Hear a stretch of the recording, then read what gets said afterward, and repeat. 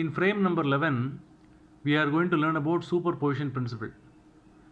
The statement of the principle is given below.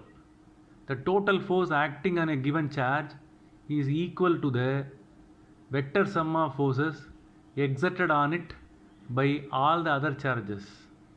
Here, given charge means a single charge. Other charges means that given charge that is surrounded by n number of charges. All the charges, they are going to exert the force on the single charge. The total force acting on the single charge to be calculated here. For that purpose alone, we are using the superposition principle. But in the previous slides, what you have learned now, just 2 point charges were taken, their electrostatic force of attraction or repulsion were calculated. But it is not so in this case. Here we are going to take n number of charges. Let's go to the steps one by one. Finally, you can easily understand the meaning of the superposition principle.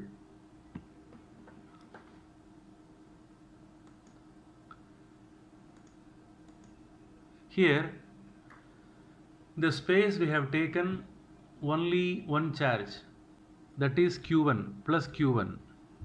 Now, single charge is there. Now we are going to bring one more charge in the same space at some other distance from q1.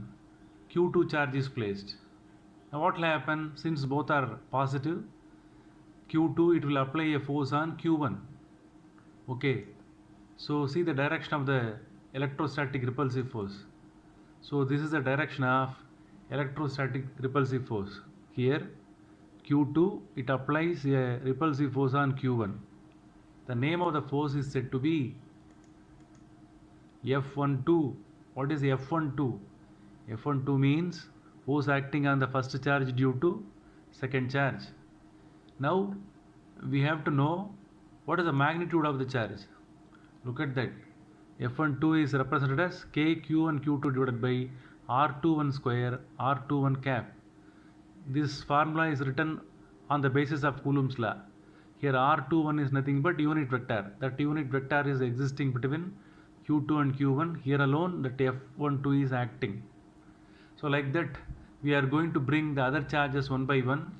We will see the rest of the electrostatic forces acted on the q1 due to q3 and q4. Now q3 is brought here. q3 is brought here.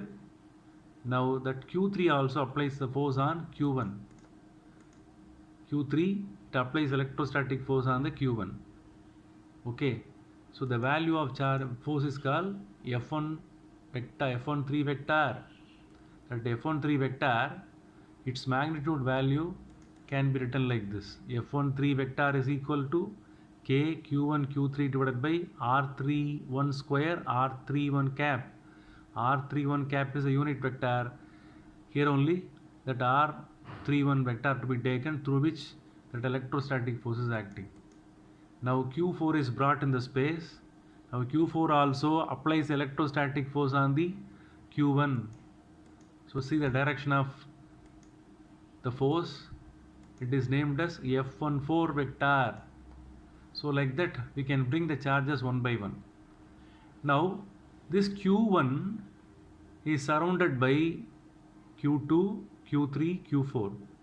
These surrounding charges, they are applying force on the single charge. Now we have to calculate what is the total force acting on q1 due to these three charges. Now how will you write? Look at that. This is the vectorial addition. F1 total.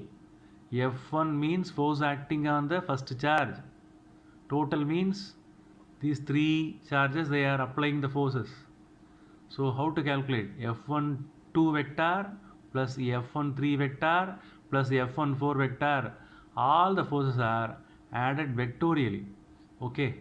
But in reality, three charges alone, they won't be present.